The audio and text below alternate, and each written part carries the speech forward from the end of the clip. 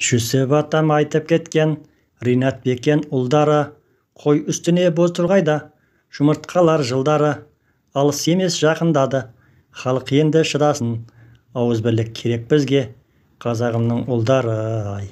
Жемқорлар мен жағымпазға қарсы тұрып күресте, салафит пен орыстарға, қытайларға тіресте, отан үшін отқа түссен, аянбашы күрестен, оңайлықпен келмейді ғой, азаттыққа тіресең, ай.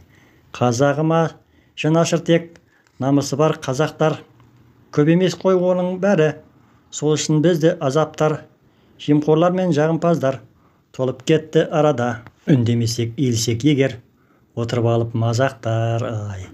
Жоғарада отырып алып, халқымызға секрет, жейтіндері майлы тамақ, отырып алып кекірет, арыз айтсаң сен кімсің деп, қазағыма жекірет, өз еліңді өзіңді қинап, болады өзінше көкірек, ай.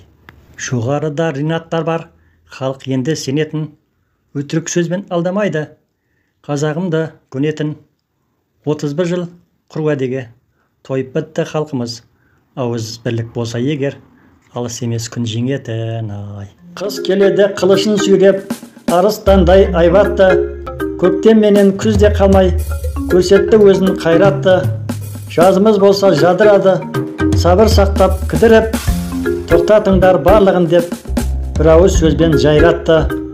Қыс қыстығын қылмаса, жаз жаздығын қылмайды, көктем менен күзде қарап, оларға тегін қалмайды. Әр мезгілдің орны бөлек, болғаны жақсы сәтімен, жасау үшін адам заттың өзегі ешбір талмайды.